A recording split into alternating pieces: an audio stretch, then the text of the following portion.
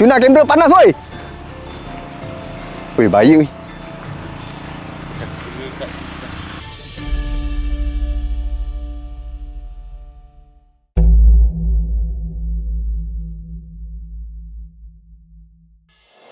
Okay, Assalamualaikum semua. So korang mesti tanya-tanya pasal video akhir sorok-sorok yang askar tu kan, yang dekat kampung tu. So sekarang ni, hari ni kita akan buat statement. Satu tim akan buat statement lah. So saya akan bagi statement dulu.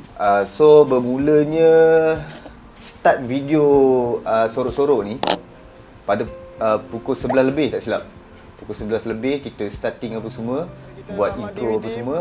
And then saya yang pakai ghillie suit tu, yang baju rumput-rumput tu, yang askar tu. So saya yang kena jadi pencari, betul. First saya yang kena pergi sorok dulu. So saya ada pergi sorok dekat tepi kereta, tak silap saya. Lepas tu saya nampak bila diorang start untuk sorok pula, saya nampak 3 orang yang masuk kat belah dalam hutan kelapa sawit tu. So apa yang saya nampak, 3 orang tu Cuna, saya nampak Azim dengan Teah time tu. So saya memang dah aim kat kelapa sawit tu lah, sebab saya dah nampak 3-3 masuk kat situ. Yang lain semua saya dengar dekat belakang-belakang. So saya pergi yang depan tu. Saya cari, saya jumpa Azim. Lepas tu saya cari, jumpa Teah. Sebab dia orang dekat Lepas tu Cuna yang aku aim Cuna last kan, dekat kelapa sawit tu. Cari tak jumpa. Korang ada tengok kan video tu, aku cari tak jumpa dekat kelapa sawit kan. Memang tak jumpa. Aku rasa aku jalan jauh juga tu, kelapa sawit. Sebab area yang kita orang bagi untuk sorok tu dah ada. Kita orang dah set area tu. So saya cari sampai area tu lah. Yang lebih-lebih tu saya tak tahu lah. Saya takut Cuna pergi ke mana ke kan, takut dia tersalah dengar area ke kan. So saya pun ambil keputusan untuk cari orang lain dulu. Saya cari kat belakang rumah yang dekat kambing tu, dekat kandang kambing tu. So saya cari, saya jumpa Aiman. Lepas saya jumpa Aiman tu, saya nak buat dia jadi pembelot. So saya suruh dia cari Cuna dekat mana. Sebab first saya cari tak jumpa. So saya jadi risau kat situ. Walaupun kita main tengah hari kan, saya jadi risau. So saya suruh Aiman ni jadi pembelot lah, pembelot lah. So dia pergi cari. Lepas tu saya cari orang lain dulu lah, sementara Aiman pergi cari Cuna kan. Dia datang, Aiman datang. Dia cakap Cuna dia dekat dalam canvas biru pondok tu, dekat sebelah tandas, sebelah dekat dengan tandas tu. Lepas tu kamera GoPro mati sebelum aku jumpa Cik Nen. Sebelum aku jumpa Cik Nen, GoPro punya kamera mati. Lepas tu kita pergi dekat depan rumah kan. Tapi time tu aku jerit dekat diorang. Aku cakap siapa yang aku belum jumpa, tak silap aku, siapa yang aku belum jumpa, stay kejap sebab bateri kamera mati. Aku jerit untuk alert diorang lah. And then dah sampai dekat situ, aku sambung cari. Dah charge apa semua kan. So sekarang ni yang aku tahu Cuna dekat blue canvas yang warna biru tu kat pondok tu. Lepas aku jumpa Cik Nen, aku jumpa Zain dekat dalam tandas. Lepas tandas tu yang aku pergi kat blue canvas tu, canvas biru tu. So aku dengar cakap Aiman cakap dekat dalam tu lah, Cuna dekat dalam tu. So aku buka canvas, tak ada orang. So aku ingat dia keliling canvas tu. Aku pun carilah keliling canvas tu, tak ada juga. Kat situ dah jadi macam pelik. Mana pula dia ni pergi kan. Lepas aku pergi kat rumah tu, aku tanya diorang, sebab diorang ni semua aku dah jumpa. So diorang kumpul kat depan rumah. Sekarang ni tinggal Cuna je yang aku belum jumpa lagi. Kalau kau tengok klip ni apa semua, kau nampak yang dekat depan rumah ni. Aku pergi ke arah kereta tu, yang depan kelapa sawit tu. Aku surrender. Aku dah kira Cuna menang lah. Tapi bila aku jerit, dia tak keluar daripada tempat tu. Lepas tu kira aku dah cut video. Ni kira dah cut lah. Sebab kita orang panik tau. Kita orang panik time tu, Cuna tak keluar. And then aku pergi ke arah diorang balik lepas aku tutup video tu. Sebelum aku tutup video tu, kira dah pusing lah, dah tengok apa semua, memang tak ada orang. Memang tak ada orang, kawasan pun luas, tak ada orang. And then aku pergi ke arah rumah. Lepas aku tutup tu, aku pergi ke arah rumah. Dalam tak sampai 10 saat, tiba-tiba dia kat belakang aku. Dia dah sampai. Tapi time ni tak ada dalam video. Dalam video memang tak ada. Aku dah jadi sangsi lah kat situ. Lepas tu time dia masuk ke rumah tu, dia nampak macam lain macam sikit lah. Pak Jang Amor pun cakap nampak memang lain macam. Memang nampak lost. So sekarang bila time yang kita shoot traditional tu, Kira nampak dia dah okey kan. Macam dah jumpa okey, alhamdulillah kan. Dah jumpa. And then time kita shoot traditional tu, dia pun nampak okey. Malam tu, time malam tu aku nak balik ke rumah bini aku lah, kat Penang juga. Aku nak balik, lepas tu aku pergi ke belakang nak salam apa semua kan, nak balik kan. Lepas tu Angah dia cakap, Amir nak cakap sesuatu. Okay, aku pun pergi sebelum aku balik kan. Dalam pukul 10 lebih aku dah nak gerak. Lepas tu aku nak salam-salam apa semua, Angah panggil. Angah cakap, ada budak ni apa nama dia? Alia. Okay, Alia ni umur dia 10 tahun. Tapi ni semua behind camera sebab kita orang pun tak tahu benda ni terjadi. So benda ni memang behind camera, memang tak ada record apa-apa lah. Ni kira cerita pengalaman je lah. So Alia tu cakap ada benda kat Cuna. Ada sesuatu benda kat Cuna. Okay, aku pun alamak, ada benda pula kan. So takut apa-apa terjadi kan, dibawa datang rumah ke apa. So sekarang ni kira kita orang ni sekarang dah balik lah. Sebab kalau kita orang nak cerita dekat kampung takut tak sedap. So kita orang cerita dekat rumah ni lah. So nampak Cuna pun dah okey apa semua. Lepas adik Alia tu cakap pasal ada benda dekat Cuna ni, aku jadi macam tak sedap hati. Sebab dah terjadi benda tu yang Cuna hilang tiba-tiba tu kan, walaupun sekejap. So aku pun tanyalah diorang, kira mak ndak apa semua ada kat situ, mak ndak Amor. Aku tanya ada ke ustaz-ustaz yang boleh tolong, sebab kita orang dah nak balik kan. Kita orang dah nak balik esok. Lepas tu dia cakap ada ustaz yang boleh tolong. Lepas tu kita orang kira ustaz tu by video call. By video call, mula-mula dia baca-baca apa benda lah. Saya pun tak tahu sangat lah pasal benda tu kan. Lepas tu ustaz tu suruh kira 1 sampai 10. 1 sampai 10. Lepas tu Cuna gelak lagi time tu, dia cakap kenapa kena kira pula, dia ingat main-main kan. Lepas tu ustaz tu suruh je kira. And then dia kira 1, 2, 3, 4, 5. Lepas 5 tu dia nangis. So kat situ memang nampak memang ada lah benda tu. Faham tak? Aku dah jadi macam alamak, kena pula kan. So silap aku lah sebab aku yang nak buat shoot ni dekat kampung kan. So alhamdulillah semua dah okey. Aku harap korang maafkan aku lah, itu je lah. Sebab aku yang plan untuk pergi ke kampung apa semua, dan terjadinya benda ni. Sebab kita nak shoot apa benda semua pun kita tak minta izin apa semua kan. Kita tak tahu cara-cara dia apa semua. Sebab kawasan kampung tu memang kawasan hutan lah.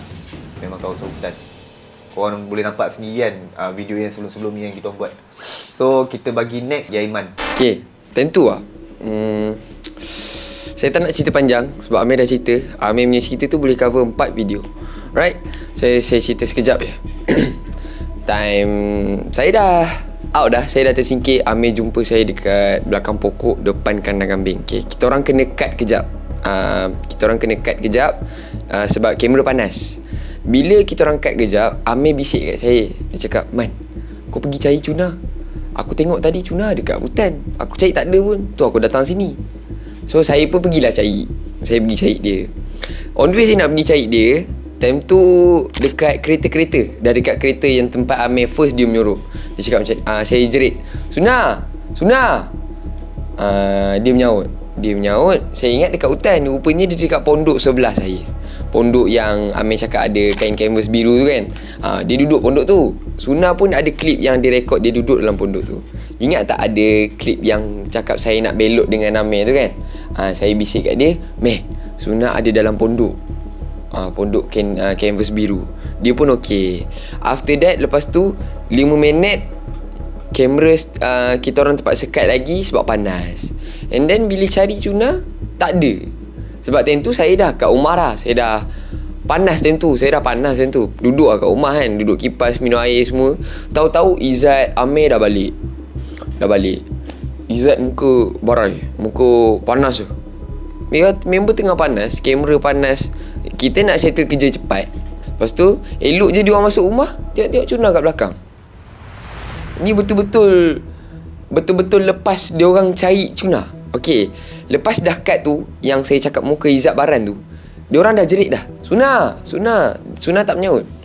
Tahu-tahu lepas 10 second Suna dekat belakang diorang. Saya pun pergi tanya, "Suna, pergi mana?" "Tu, diorang panggil pergi sana." Tanyalah siapa panggil. Dia pun tak nak jawab. So kita orang ambil keputusan supaya kita orang tak nak pressure dia. And then biar dia rest apa semua.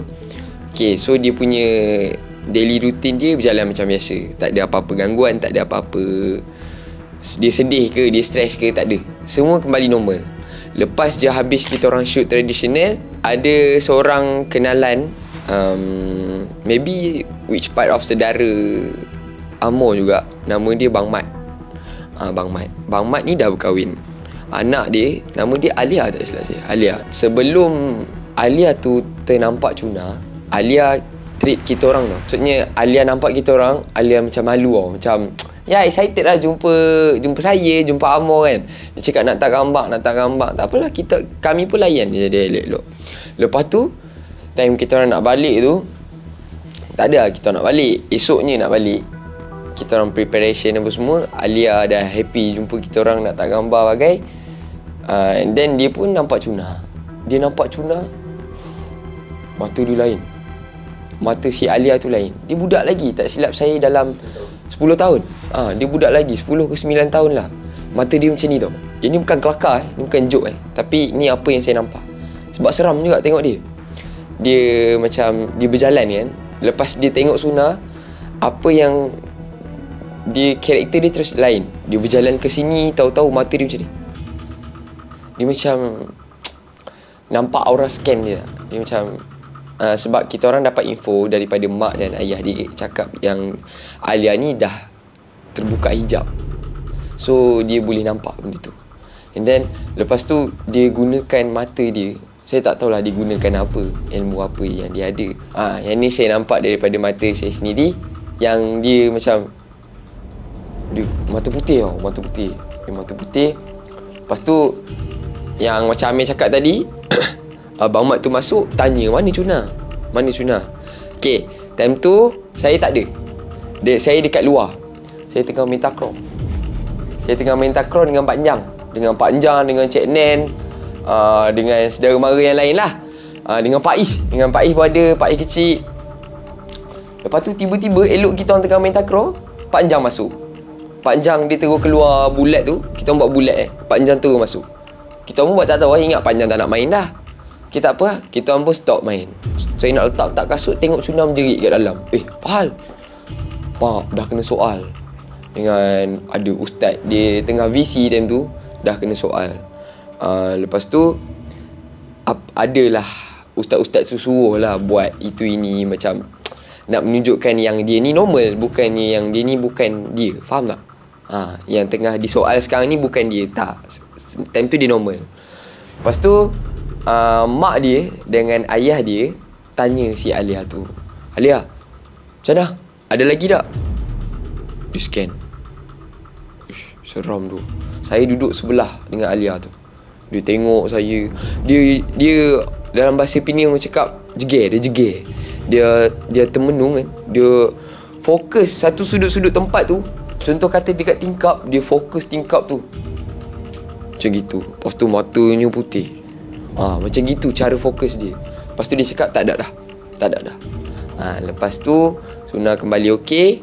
Pakcik Amor pun ada bagi buah tangan dekat dia. Yang buah tangan garam lah.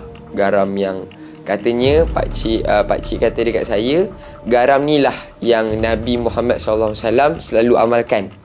Setiap kali beliau nak keluar rumah ke, setiap kali dia nak pergi mana-mana, so dia akan amalkan, Nabi akan amalkan makan garam. Ambil garam apa tu meh? Garam kasar tu macam biji-biji besar tau. Sebelum makan, baca Al-Fatihah 3 kali. Baca Al-Fatihah sekali, selawat 3 kali. Lepas tu ambil garam kasar tu, letak bawah lidah, kemam. Sampai cair. Sampai cair. Itu petua yang dibagi dekat Cuna.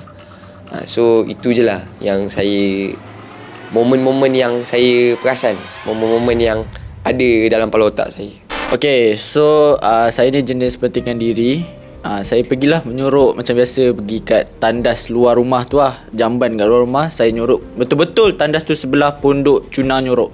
Sebab time saya nak pergi ke tandas tu, saya nampak Cuna duk turun ke kanvas benda, siap tunjuk piece lagi macam tu. Dia tunjuk piece. And then saya nyorok. Bila Amir jumpa saya terus pergi depan. Saya pergi depan. Lepas tu time Amir nak cari Cuna semua, dia cakap dia tak jumpa. So saya pun cakap macam pelik Cuna ada elok kat pondok tu. Nampak tadi dia tunjuk buat piece semua. And then saya pun malas nak ambil tahu sebab kampung kan, saya pun jenis lemah semangat. So tak nak ni sangat lah, fikir sangat benda tu. And then malam tu bila kita dah habis main traditional game apa semua, saya penat. Saya tidur. Bila saya tidur tu dah lena semua, tiba-tiba saya terdengar Cuna menangis. Lepas tu saya bangun lah. Saya bangun dengan barai tak tahu apa. So saya duduk termenung. Tengok diorang buat apa. And then tiba-tiba Angah masuk. Angah duduk panggil saya. Kira macam dia suruh saya keluar rumah lah. Tak tahu buat apa. And then saya pun macam malas lah nak keluar, penat lah, nak baring, nak tidur. So saya tak ambil tahu semua lah. So saya tidur. Time saya tidur tu, saya rasa macam badan saya panas. Badan saya panas, menggeletar. Satu badan menggeletar, kaki apa semua. And then dada saya rasa macam kena tekan. Ditekan-tekan, tak ada nafas apa semua. And then mata saya tiba mengalir air mata mengalir. Tak tahu sebab apa. And then Amir ke siapa tak suruh saya bangun? Ke Amo suruh saya bangun. Tengok semua dah okey. So saya termenung. Lepas tu saya cakap kat Iman, Man, tadi aku time betul aku macam terdengar ada makcik-makcik kat situ cakap ada something duk tumpang badan aku time tu. And then baru dia tak tahu ada buat apa. Dia macam singgah kat badan Zain. Sebab Zain ni jenis lemah semangat. Memang Zain dulu pun pernah kena benda macam ni. So maybe benda tu senang lah masuk kat badan Zain. So tu je lah pengalaman Zain. So harap-harap benda ni takkan berlaku lagi lah. Semua kita kuat. So bermulanya dekat yang sorok-sorok tu. Okay. Apa yang aku nampak awal-awal, Cuna masuk ke dalam hutan. Betul tak Cuna masuk dalam hutan tu yang awal-awal tu? Tak. Ada ikut tak dengan Azim tu? Tak ada. Okay. So Cuna straight pergi kat pondok tu lah.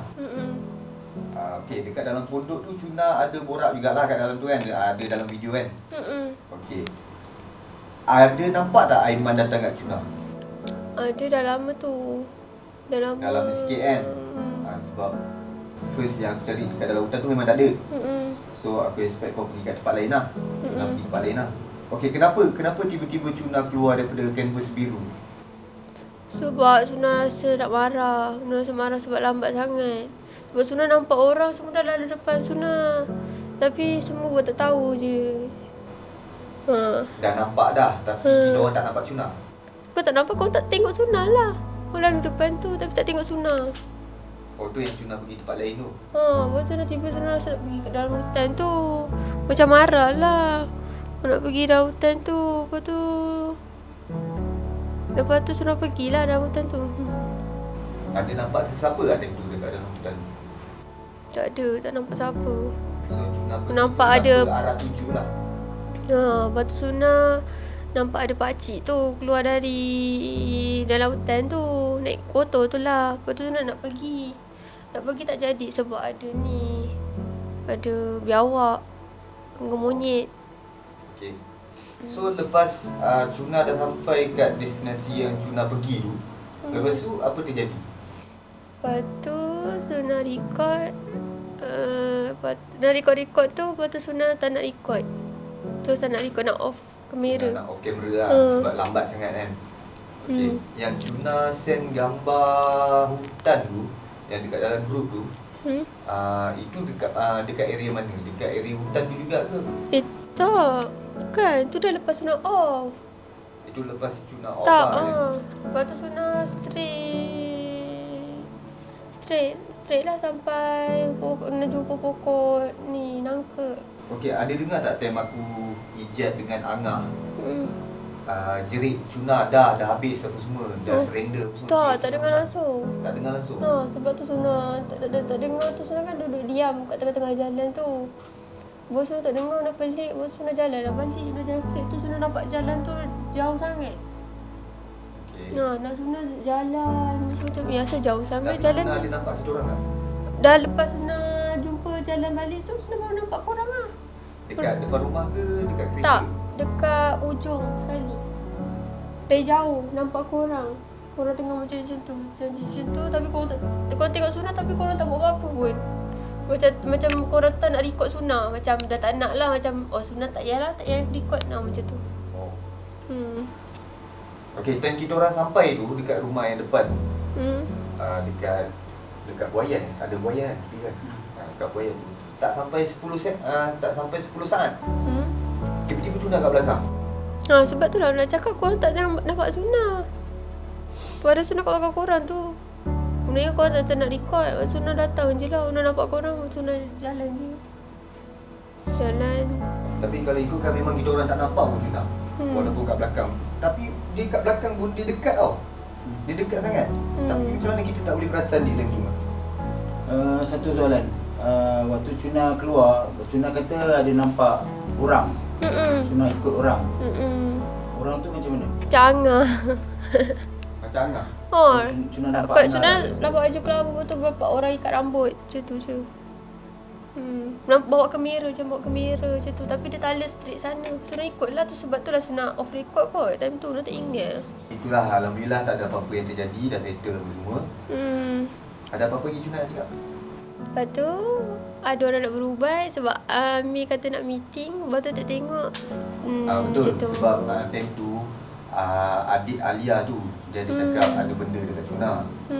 Sebab tu jadi macam kita jadi macam tak sedap hati lah. Sebab esok ni kita nak balik. So takut dia follow ke apa kan. So cakap dengan adik Alia tu dengan Mak Ndak. Cakap dengan dia ada tak ustaz-ustaz yang boleh tolong dengan berdekatan kan. Dia cakap yang dekat ada tapi jauh ada. So kita tanya dia boleh tak buat by video call ke apa kan. Dia cakap boleh. And then kita ambil keputusan untuk berubat terus lah. Senang kan. Daripada apa-apa terjadi kan. Lepas tu tu yang nak tanya Cuna yang last question lah. Okay, time yang Cuna kira 1 sampai 10 tu, Cuna perasan tak Cuna kira sampai berapa? Sunat tak perasan. Sampai yang Sunat tahu Sunat terus tak dengar apa-apa. Tak dengar apa-apa. Lepas tu macam Sunat kena grip tau. Macam kena grip. Kena duduk diam. Tutup mulut. Sunat nangis. Lepas tu jerit. Tapi itulah problem je. Kita memang tak shoot lah time tu. Sebab benda-benda ni privacy. Memang kita tak shoot lah. Tapi apa yang aku tanya adik Alia tu, dia cakap ada benda yang dah tutup mata Cuna, tutup mulut Cuna time tu. Sebab tu Cuna susah nak bercakap, nak baca apa benda semua tu susah time tu. Tapi tak tahu lah time tu Cuna perasan ke tak. Takut bukan Cuna time tu. Okay. So rasanya video sampai sini saja kot. So Alhamdulillah. Dan minta maaf kat Cuna sebab aku yang bagi plan untuk pergi ke kampung. Tak apa. Sunat pun Tapi kita ambil benda ni sebagai pengajaran lah. Lepas ni kalau kita nak kerja hutan ke, nak buat apa ke, baca doa dulu. Baca doa apa semua lah. Jangan main kerja, jangan main happy-happy je. Okay. So Alhamdulillah Cuna okey je. Cuna tak ada apa-apa. Itu je lah. Korang jangan risau, okey? Okay. Terima kasih. Bye-bye.